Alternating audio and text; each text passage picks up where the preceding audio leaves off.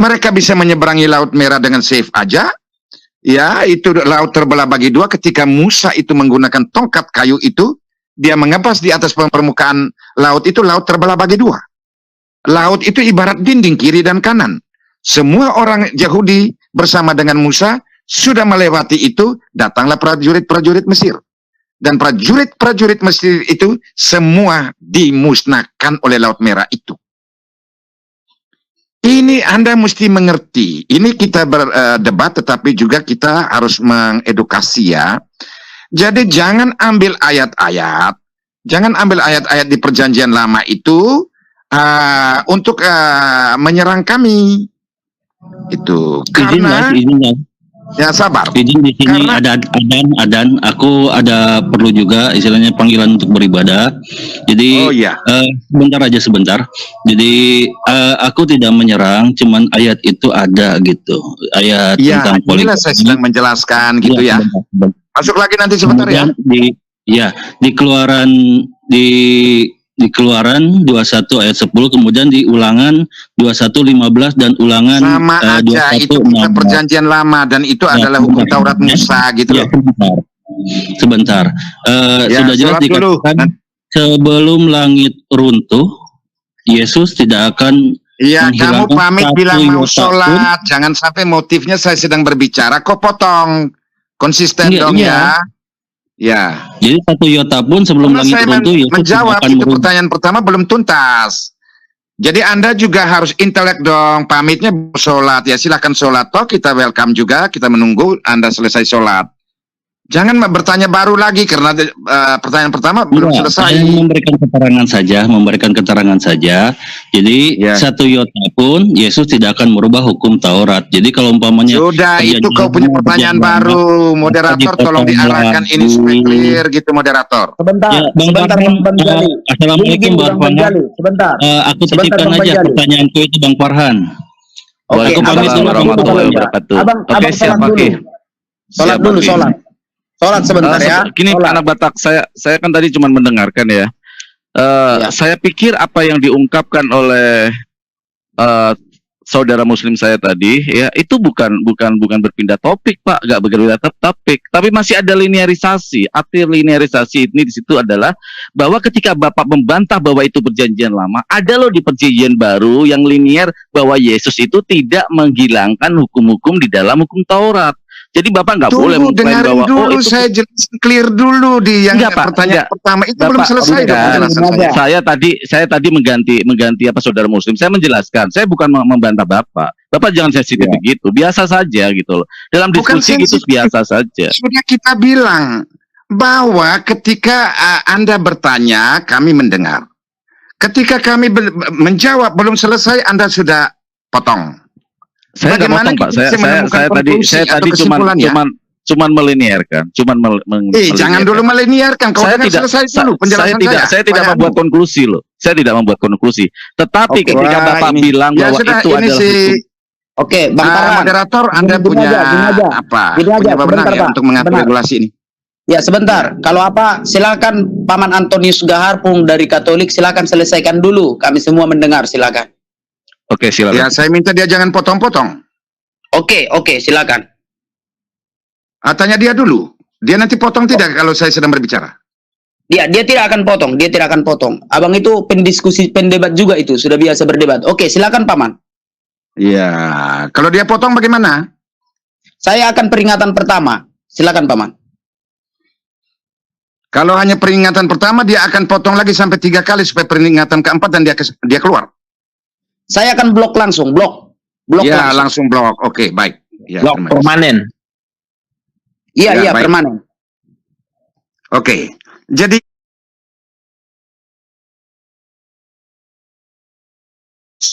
di Perjanjian Baru mulai dari Injil Matius sampai kitab Wahyu, semua itu tidak ada yang berbau negatif.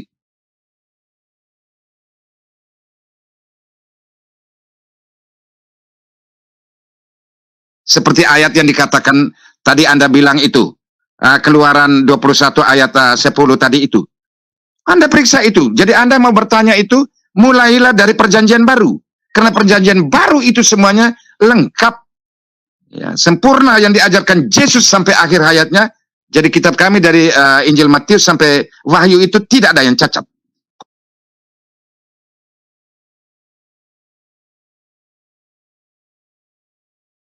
Oh, silakan bantah di Perjanjian Baru kalau cacat. Itu aja dulu, moderator. Terima kasih. Oke, silakan Bang Farhan, silakan.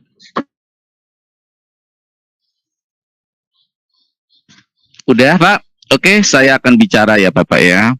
Maaf, tadi bukan pertanyaan saya, Bapak salah kalau ke saya sebenarnya, tapi saya akan meneruskan apa yang dimulai oleh saudara Muslim saya. Ketika Bapak mengatakan bahwa sempurna di dalam Perjanjian Baru, itu hak Bapak. Tetapi ketika tadi jelas ketika di Keluaran 21 ayat 10 tentang poligami, artinya hukum poligami itu ada di kitab Bapak. Dan Anda membantah tadi dengan jelas mengatakan bahwa oh itu di hukum-hukum Musa di Perjanjian Lama, tidak berlaku untuk Perjanjian Baru. Oke, saya melinearkan dengan ayat yang dikatakan oleh Yesus. Apa itu Yesus mengatakan bahwa tidak satu iota pun ya sampai langit dan bumi ini runtuh. Sebutkan ayatnya, sebutkan kitab apa, kasih tahu supaya saya buka lihat ya. Bapak tadi secara dewasa katanya Bapak bilang jangan dipotong. Apakah Bapak tidak konsisten lagi dengan omongan Bapak? Saya dari tadi mendengarkan juga loh Pak. Tadi saya menyaut karena saudara muslim saya menitip pertanyaan kepada saya. Jadi ayolah, jangan kita sok menjadi kucing tapi ternyata kita bukan kucing ya. Kau jangan menjas saya ya.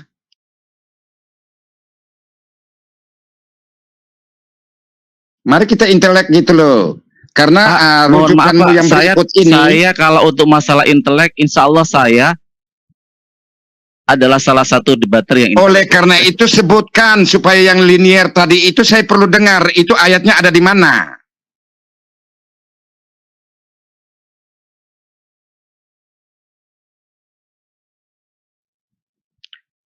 Harusnya cara Bapak nggak begitu. Nanti nunggu saya selesai dulu, ya baru Bapak tanya. Tapi nggak apa-apa lah, karena Bapak udah terlanjur ngomong. Ayat itu ayat populer Pak. Itu ada di Matius 5:18. Ya, di Matius 5:18. Di Matius 5:18. Masa kalau Bapak biasa debater, begitu ada debater yang ngomong begitu nggak perlu ditanyakan. Nah, kok bicara ayat populer itu. Aduh, kok ini yang mau cari tengkar-tengkar ini. Aduh, Matius 5 ya. Anak Batak, tolong dong. Ya.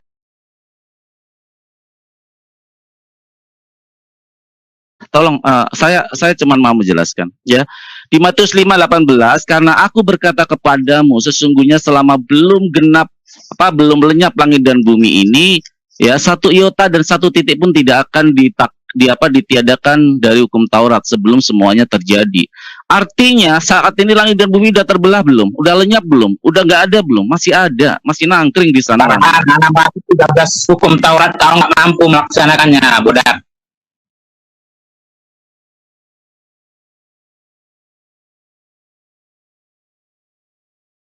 Aduh, kok saya dimaki bodak sih, anak Batak? Bang, tolong ya Bang ya, tolong ya. Tolong yang baik-baik bicara ya Bang. 600 saya Taurat. Jangan ada cakap kotor di sini. Tolong bicara yang baik-baik. Ada makian saya atau ada ucapan saya yang tidak ini? Saya membawakan kitab Anda. Ketika tadi mengatakan hukum poligami di Keluaran, yang kucing. Pak, itu bahasa analogi, Pak. Kenapa Bapak maki-maki? Orang nggak kami binatang, tahu yang binatang.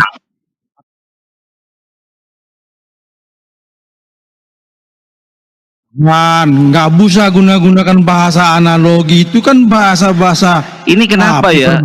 Saya simpatik loh sama si anak Batak, tetapi kalian kenapa kalian memancing saya untuk mengeluarkan sisi keras saya? Saya bukannya tidak bisa keras, Pak, tetapi saya menghargai setiap saya masuk ke ruangan orang lain. Tadi jelas saya tidak memotong, dan Anda sekarang tiba-tiba mengatakan saya bodat. Farhan, apa saya salah menggunakan kata Matius 5 ayat 18? Karena kau bilang kucing. Itu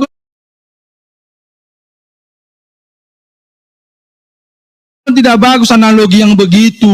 Anda juga harus tahu mengintrospeksi diri. Tadi kamu sudah saya tegur juga siapa itu ngomong kurang asam juga tadi temanmu. Tapi kamu ulangin lagi. Gak boleh kalau kamu bilang saya mengutarakan. Kamu tahu nggak analogi kucing itu ketika ketika dia mengatakan baik-baik tapi tiba-tiba dia nyakar. Saya menggunakan kata kucing itu binatang yang baik. Saya menggunakan kata-kata yang lebih baik loh. Jangan contoh yang baik. Perdebatan. Kalau kamu mengatakan intelektual, jangan gunakan kata-kata begitu. Tadi kau sama-sama temanmu tadi. Jadi kalian mengintrospeksi diri.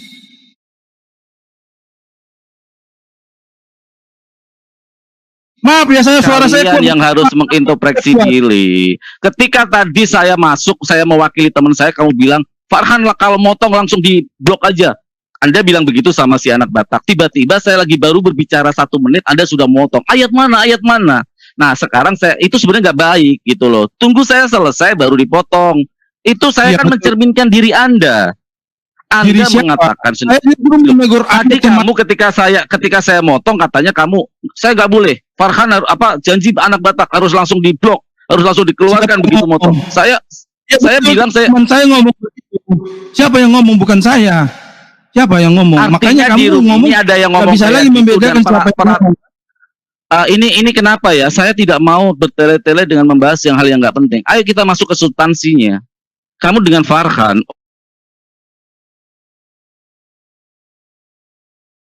orang yang kalau diskusi berdasarkan data-data intelektualitas yang akademis, ya.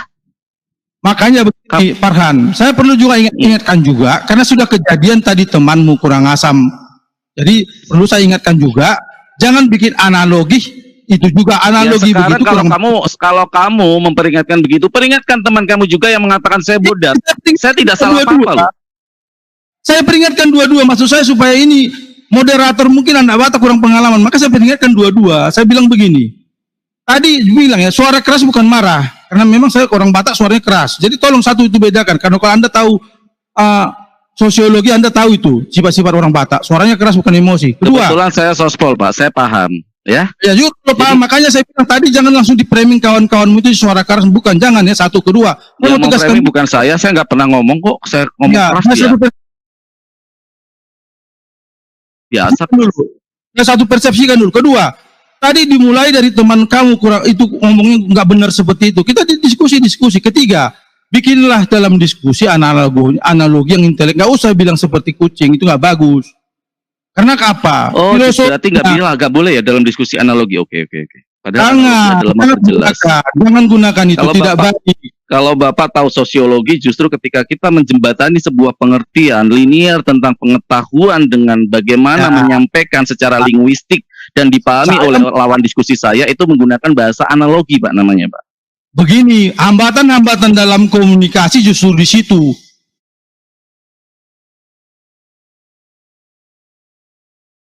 Orang-orang sering menggunakan begitu, mengakibatkan kekurangan apa? Itu kamu harus mengerti juga, belajar hambatan-hambatan dalam komunikasi. Oh, ya, mungkin karena hambatan komunikasi itu dimulai dengan tidak selevelnya bahasa yang kita gunakan. Artinya ada gap di sana, bahasa yang kita gunakan untuk komunikasi secara hermeneutik maupun secara epistemologi yang saya pakai mungkin tidak tertangkap oleh lawan diskusi saya. Biar paham ya semua. Dan kita kembali ke konteks nih, buat teman-teman lain, tolong diperhatikan nih. Judul di depannya tuh masih yakin poligami ajaran Tuhan. Jadi kita harus mempertanyakan, emang Tuhan mengajarkan poligami? Gitu loh. Kalau kami di Kristen, Tuhan itu tidak mengajarkan kami berpoligami. Adapun kami berpoligami ya kemauan kami sendiri, kami punya yang namanya kehendak bebas, free will. Begitu. Itu aja Bang. Kalau misalnya mau ada yang mau boleh saya tanggapin, soalnya yang muslim kan cuma saya kayaknya ya. Boleh saya tanggapin? Saya minta izin. Masih ada waktu 1 menit lagi Pak Moderator. Oh, oke, mohon maaf. Lanjut Bang, silakan aja. Oke, sudah. Oke, silakan Farhan, 7 menit dari sekarang. Oke, terima kasih Bang Batak ya. Saya suka arum dengan diskusi seperti ini ya. Ya, kalau Bapak mengatakan bahwa itu adalah free will kami ketika kami mau poligami, ya, berarti artinya tidak sempurna ajaran Bapak ketika tidak menjangkau hal-hal yang bersifat pasti manusia akan melakukan atau nature instinct. Berarti Tuhan Anda tidak tahu apa yang diciptakannya, tidak memahami nature instinct manusia untuk untuk melampiaskan ya hal-hal yang bersifat manusiawinya, nature instingnya. Tetapi justru Islam ya menyempurnakan itu dengan cara apa? Dengan cara mewadahi apa yang ada di keinginan manusia. Free will-nya itu diwadahi dengan syarat-syarat yang begitu berat supaya apa? Ketika orang mau melakukan poligami, pikir-pikir, tetapi ada jalan keluar, ada way out di sana, ada kedaruratan di sana. Artinya di sini justru Islam melingkupi, Mas, Pak, Bang, melingkupi semuanya. Apakah Tuhan Anda tidak tahu kalau nanti manusia itu sebenarnya nafsunya gede loh, dia bisa saja menjadi poligami dan tidak ada hukum di agama kalian tentang mencakup hal-hal seperti ini. Justru Islam mencakup ini dengan mewadahi dalam khazanah hukum, bukan bersifat aturan-aturan manusia, tapi aturan-aturan Tuhan. Ada syarat berat di sana. Aturan, jangan dikira poligami itu nggak berat, Bang. Berat sekali kalau kita mau menjalankan itu. Tidak mudah. Bahkan ancamannya begitu luar biasa ketika tidak bisa bersikap adil. Dalam suatu hadis dikatakan, jika kamu menikah dan tidak adil ketika kepada istri-istrimu, kelak di akhirat akan berjalan miring, terseret-seret karena tidak adil. Karena ancamannya berat. Orang hanya mempermudah saja untuk kegilaan seksualitas mereka, tetapi dalam ajaran Islam sangat berat sekali. Ya, punishment-nya sangat berat sekali hukumannya jika tidak bisa melaksanakan hal itu. Karena ini adalah pintu darurat sebenarnya, bukan pintu kewajiban. Di sini Islam mewadahi, Pak. Islam mewadahi bahwa pasti namanya manusia itu punya gairah. Nah, sekarang saya tanyakan, karena ini kata-katanya mau kembali ke topik. Saya mohon maaf, saya tidak menjustifikasi, saya tidak tidak melinearkan antara oknum dan ajaran saya, bukan seperti itu. Tetapi kalau saya kasih contoh, Pak, bagaimana kasus yang terjadi di biara Katolik, di pendeta-pendeta Katolik, pastor-pastor di Perancis contohnya, saya bisa menghadirkan bukti saat ini juga dari sumber resmi dari kepauan yang memberi pernyataan 200.000 anak-anak terjadi pelecehan seksual. Artinya di sini terjadi, Pak. Di kehidupan ini terjadi hal-hal seperti itu. Dan apa way out-nya dari agama Anda? Jalan keluarnya apa? Bukankah agama itu A adalah tidak, agama adalah kacau? Tidak membuat sebuah kekacauan atau tidak membuat sebuah aturan-aturan menjadi amburadul di dunia ini. Itulah agama. Artinya harus ada mencakup aturan-aturan seperti itu. Dan jelas kejadian itu real, nyata, ada di dunia ini. Bagaimana di Perancis, bagaimana di New Zealand, bagaimana di Australia, bahkan di Kanada, anak-anak kecil, laki-laki maupun perempuan jadi korban, Pak, seksual, Pak. Menjadi korban predator seksual. Anda hanya melihat kepada poligami, tapi Anda tidak melihat ke sisi internal diri Anda sendiri, ke dalam agama sendiri yang penuh dengan seperti kejadian-kejadian seperti itu. Apa salahnya poligami? Mereka dinafkahi. Ada satu hal yang baik di dalam poligami. Apa artinya? Keselamatan, jaminan kehidupan ada di dalam perempuan itu, daripada menjadi selingkuhan, daripada menjadi budak seks, daripada menjadi pelacur. Nasabnya juga jelas, ketika punya anak dia punya nasab garis tegas, oh ini bapaknya. Terlindungi secara hukum moral maupun hukum formal, moral maupun formal terlindungi di sana. Kalau Anda mengatakan mengkritik poligami, mengatakan itu hukum Tuhan atau tidak, saya dengan yakin jelas, ya hukum Tuhan. Tetapi itu adalah kedaruratan. Itu adalah sesuatu yang darurat. Apa itu darurat? Contoh sebagai sesuatu yang darurat. Ketika sang suami mengalami kecelakaan dan dia impoten seumur hidup, padahal dia baru menikah 2 hari, apakah si wanita, si wanita akan dibiarkan seperti itu? Atau kedua, ketika di pernikahan istrinya tidak bisa melahirkan, dia diperiksa oleh dokter tidak pernah bisa punya keturunan anak, apakah si suami akan dibiarkan begitu saja? Tidak seperti itu, Pak. Makanya cerai boleh, tapi hal cerai itu adalah sesuatu yang dibenci oleh Allah. Tetapi ada kedaruratan, jika hal-hal yang darurat terjadi boleh. Sama ketika di pesawat, Pak, kita naik pesawat. Pintu utama ketika mendarat ya harus di pintu yang disediakan karena mendaratnya dengan selamat, mendaratnya dengan baik. Tetapi ketika terjadi kecelakaan darurat, itu gunanya disediakan pintu darurat. Jika ada hal-hal darurat, kita boleh keluar dari situ. Tetapi jangan ketika masih normal, ketika landing masih normal, pesawat tiba-tiba ada turun dari pintu darurat, dikatakan gila Anda. Artinya pintu darurat itu digunakan ketika sesuatu yang normal ini tidak berjalan dengan baik. Itulah Islam, melingkupi semuanya seperti itu. Dari hal-hal seperti ini Islam melingkupi. Hukum-hukumnya sangat detail, jelas. Itu Pak ya. Jadi kalau Anda mengatakan bahwa hukum poligami seperti ini ya, itu adalah way out, jalan keluar darurat. Karena terjadi sebuah kenyataan di dalam kehidupan ini, hal-hal seperti itu terjadi. Kalau ini dibendung, ya kita lihat bagaimana kasus yang seorang paus sampai meminta maaf kepada para jemaatnya. Meminta maaf loh Pak, dengan secara terbuka, minta maaf apa yang dilakukan oleh pastor-pastornya, pendeta-pendetanya, dia minta maaf. Di Prancis 200.000, Prancis doang Pak itu Pak, Prancis doang 200.000, bayangin. Kalau seluruh dunia berapa juta? Tapi saya tidak melinearkan ini adalah sebagai ajaran, tidak. Ya, terima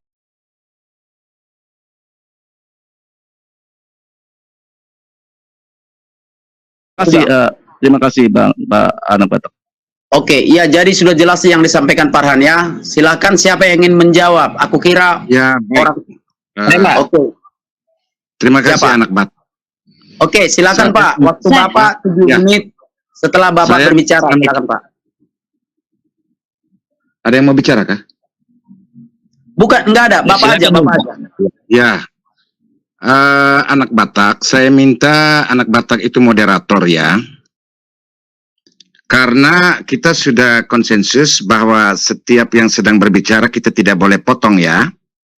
Tapi mari saya minta moderator itu juga clear dan kritis.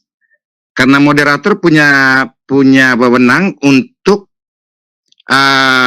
membuat satu bisa menanggapi, memotong kalau sesuatu itu tidak sesuai. Contohnya begini. Tadi dia mengatakan tentang kasus yang terjadi ya, yang mengenai itu pastor Katolik ya. Tolong saya tanya ini biar dia jawab dulu. Di mana kejadiannya, di Prancis, di Kanada, di mana lagi? Yang kau bilang berapa ratus orang itu? Ya di Prancis saja 200.000 dalam waktu yang berbeda, Pak. Oh, itu Pak. Ingat ya, kita punya tanggung gugat hukum loh di dalam debat ini. Saya siap Pak, dan ini sudah saya bahas di channel saya, data-datanya semua komplit. Ya, Anda boleh tanya Anda boleh ditanya sama Anak Batak. Saya pantang Pak untuk mengungkapkan data yang tidak saya verifikasi secara kevalitannya ya. Jadi kalau Anda mau ini dibahas topik, ya cukup, waktu Anda sudah selesai. Saya cuma tanya itu saja, data yang itu. Kok tidak perlu jelaskan banyak-banyak. Silakan, ini sekarang waktu saya untuk bicara.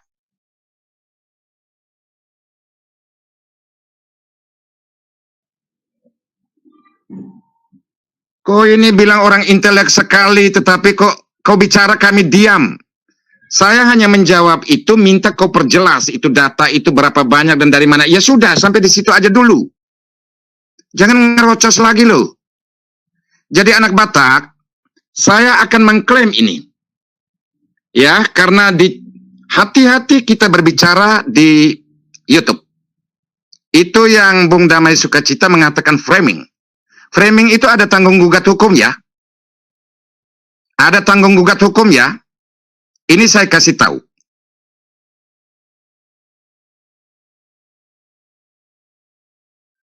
Karena apapun berita di YouTube, YouTube itu tidak semuanya benar. Ada blogspot tertentu yang itu invalid. Ya. Jadi data itu, informasi itu, ya itu harus valid. Jangan sampai itu sifatnya menuding dan menuduh, apalagi ini satu kenistaan luar biasa buat gereja Katolik.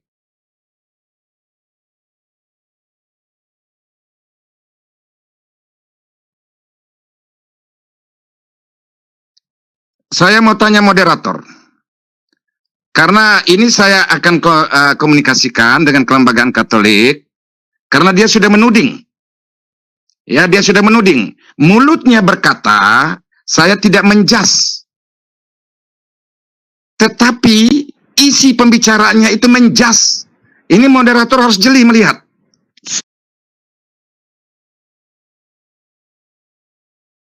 Saya Farhan dan akan bertanggung jawab dengan pembicaraan saya, bahkan dihadapkan ke dalam sebentar Pak Farhan, sebentar ya, biar aku jawab. Dia menuding saya, Pak. Saya harus konfirmasi. Saya tegaskan saya akan berani bertanggung jawab secara hukum maupun moral terhadap apa yang menjadi pendapat. Orang ini coba lihat.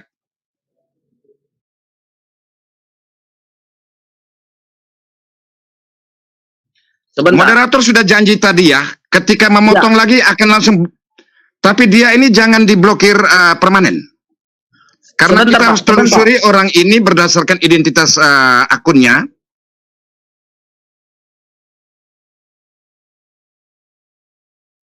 Ya. Sebentar Pak, biar aku konfirmasi Pak, sebentar, aku bicara dulu. Ya, konfirmasi Kenapa aku tidak potong tadi ketika Farhan menyampaikan itu? Karena apa yang disampaikannya itu sudah pernah diuraikannya di YouTube channel Farhan Parlok Channel.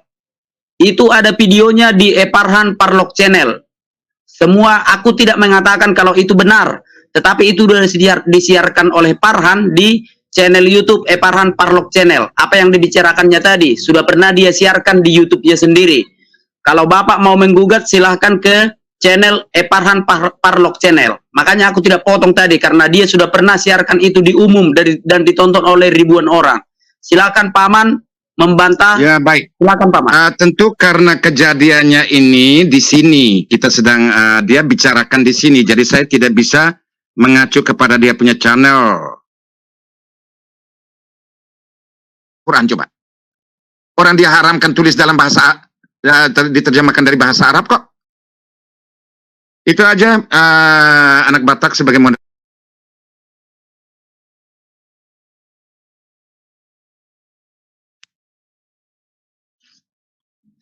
Oke, jadi aku konfirmasi. Ya sebentar Pak, sebentar. Bang Batak, ya boleh silakan. Sebentar. Karena Paman Antonius Gaharpung tadi tidak menjawab ya, karena dengan alasan Paman itu tidak suka tadi ya soal yang Abang sampaikan itu. Ya mohon maaf juga karena tidak Bapak itu seorang Katolik. Karena aturannya Bang Farhan jangan sebut sektenya aturannya, jangan sebut, bilang aja orang Kristen gitu aja. Oke, sebentar karena belum menjawab ya. Oke. Ya, sekarang giliran siapa? Silakan. Yang Muslim kan saya berkewajiban menjawab. Ya, sebentar karena belum dijawab Bang Farhan. Sebentar Bang Farhan karena tidak menjawab. Saya boleh 2 menit nggak? 2 menit Pak, karena Bang Anak Batak, karena menjustifikasi tadi katanya saya luruskan. Ada yang salah dalam konklusi tadi argumentasi dia yang mengatakan. Sebentar. Waktu Anda 2 menit setelah Anda berbicara, silakan.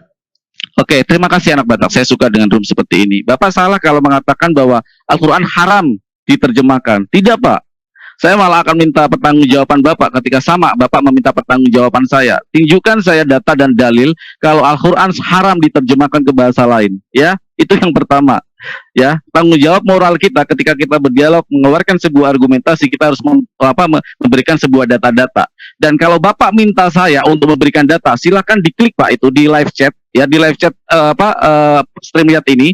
Itu saya dari BBC London Pak beritanya Pak, bukan dari Indonesia lagi, BBC London malah beritanya. 216.000 orang anak kecil ya yang diperkosa di pelecehan seksual di gereja di Perancis. Itu ada linknya, Bapak bisa klik langsung masuk ke halaman BBC London. Ya, pantang banget Farhan untuk membuat data atau klaim palsu atau berbicara ngawang-ngawang asumtif, bukan kapasitas saya. Terus yang kedua tadi Bapak menuduh saya, Bapak kamu jangan membanggakan kamu debat sama siapa. Tidak Pak, artinya saya ada parameter ketika saya berdiskusi tentang hukum-hukum Torah. Saya berdiskusi dengan Deking Gadas yang mengatakan apa sih hukum Torah itu. Saya tidak pernah membanggakan debat sama siapa Pak, tidak. Insya Allah saya orangnya tidak suka membangga-banggakan debat dengan siapa, enggak. Bagi saya kebenaran bukan dengan debat dengan siapa, tetapi kebenaran adalah kita mempertahankan argumentasi kita secara baik. Terima kasih.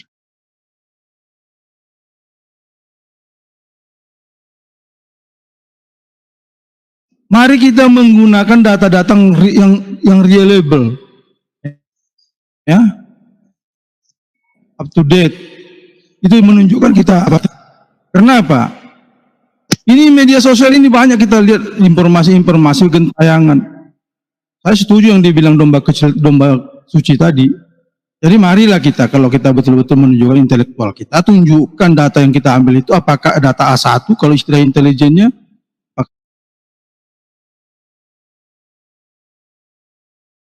data informasi A1, informasi A2, A3. Jadi dalam klasifikasi komunikasi intelijen ada itu namanya A3, A2, A1 kalau dalam klasifikasi Intel. Jadi mari kita kalau berbicara itu satu sesuai dengan fokus, kedua jangan melebar kepada yang nggak jelas. Jadi pembenaran itu bukan karena kita banyak bicara, tapi sedikit tapi tegas, jelas.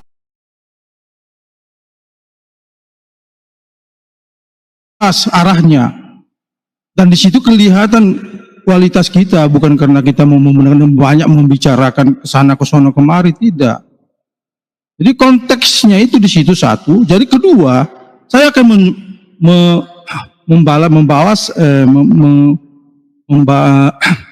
mengatakan masalah pengertian masalah seperti yang kau bilang jalan keluar itu jalan keluar yang kita pikir secara manusiawi. Kalau di dalam Kristen itu ada nama perbuatan daging, ada perbuatan daging, ada perbuatan bukan perbuatan daging. Jadi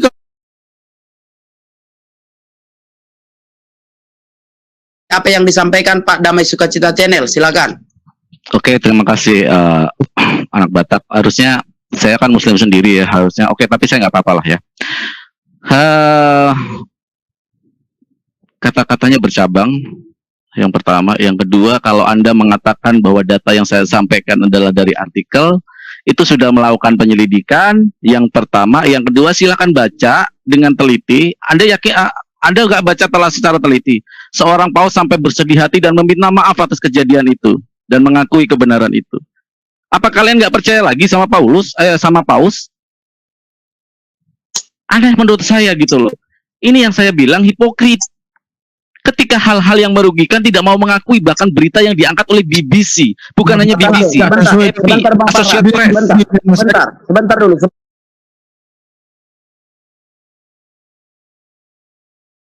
Sebentar dulu Pak. Aku bisa minta tolong sama Bang Farhan mengganti kata-kata yang tadi. Boleh sebutkan aja, bilang pemuka-pemuka Kristen gitu aja ya. Jangan sebut ini apanya, esensinya jangan sebut ya.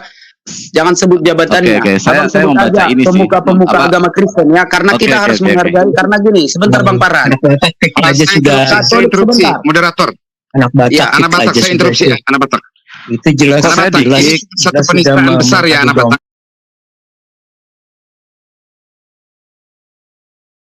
Antara Protestan dengan Katolik. Bukan, saya tidak tidak ini. Silakan baca. Saya mengadu domba dan itu sudah terbukti. Ya, saya tidak ada mengadu domba, saya interupsi sedikit. Dia dengan sengaja mengadu domba antara Protestan. Astagfirullahaladzim. Enggak seperti itu, Pak. Sebentar, saudaraku, sebentar.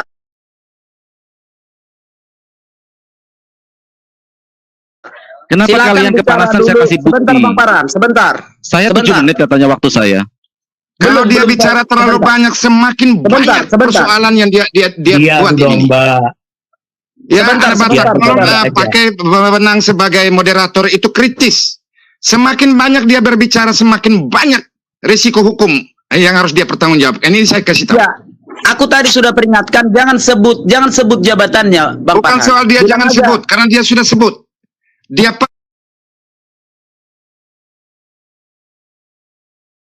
Oke, sebentar, biar aku bagi waktu ya Pak. Silakan Bapak Arya Gajah, Bapak berbicara 7 menit dari sekarang. Silakan. Saya belum bicara loh, anak Batak. Ya, sebentar Bang Farhan. Saya belum pakai. Ya, sebentar Bang Farhan, sebentar. Setelah Bapak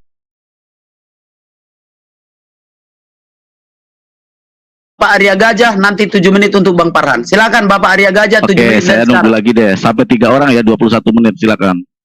Oke, terima kasih. Silakan Pak Arya Gajah, Anda berbicara 7 menit dari setelah Anda berbicara. Silakan. Saya cuma mengingatkan aja untuk Saudara Farhan nih. Tolong jangan sikap Anda sepertinya mengadu domba antara Protestan dengan Katolik. Yang saya perhatikan ya.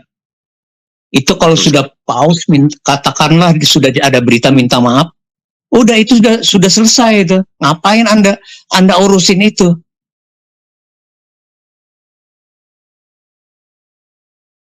Silakan Bang Farhan, waktu Anda 5 menit sejak Anda Interupsi berbicara. sebentar silakan. dulu. Interupsi sebentar, interupsi. Begini ya, saya katakan fokus. Kita tidak pernah ada menyinggung ustadz-ustadz yang melakukan pelecehan. Tidak ada konteksnya di situ berbicara ya. Satu saya ingatkan sama si Farhan kalau dia menunjuk intelektualnya. Di sini kita berbicara masalah sesuai dengan judul. Kita tidak pernah menggabung-gabungkan pelecehan seksual yang dilakukan oleh pesantren-pesantren. Ingat, saya ingatkan ini masih Farhan. Tidak ada korelasinya. Kita berbicara tentang masalah pernikahan itu bagaimana, adakah di Alkitab, adakah di Al-Quran. Ingat, kembali saya fokus. Kenapa ini menjadi begini?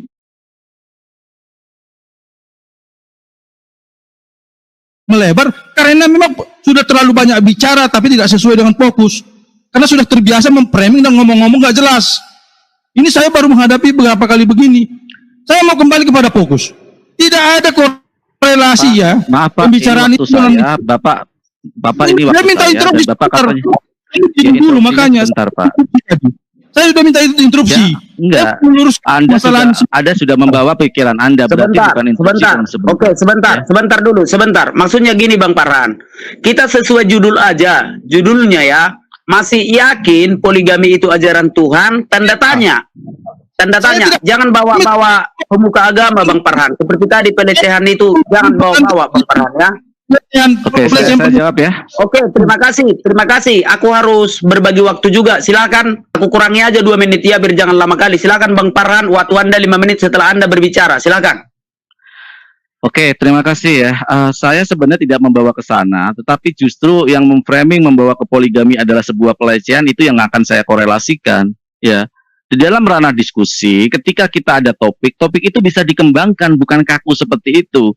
Itu adalah jalan darurat. Nah, makanya saya bilang ketika tidak ada jalan darurat yang terjadi seperti itu. Terus ada yang saya bilang tadi, itu udah ada yang divonis. Silakan klik tuh di ini. Ada yang pemuka agama lah ya sekarang, pemuka agama. Kenapa nggak di ini? Saya mengakui kok ada ustadz atau ulama yang melakukan itu, tetapi itu bukan sebagai ajaran agama ketika melakukan pelecehan. Itu bukan ajaran agamanya, tapi oknum. Kenapa Anda tidak berani mengatakan, oh ya itu oknum, bukan ajaran kami? Kenapa kalian nggak mau mengakui itu? Ketika seorang pemuka agama tertinggi di dunia yang sudah minta maaf, artinya ada kejadiannya. Dan sulit loh. Sulit seorang pemuka agama yang tertinggi di dunia, yang ada di Vatikan sana, minta maaf. Itu berarti sudah diakui. Sorry Bang Farhan, sorry. Nanti sebentar. Ya, Aku nanti yang ditangkap polisi Bang Farhan. Interupsi. Gak betul ini. Cut aja orang ini. Tapi begini, moderator. Saya minta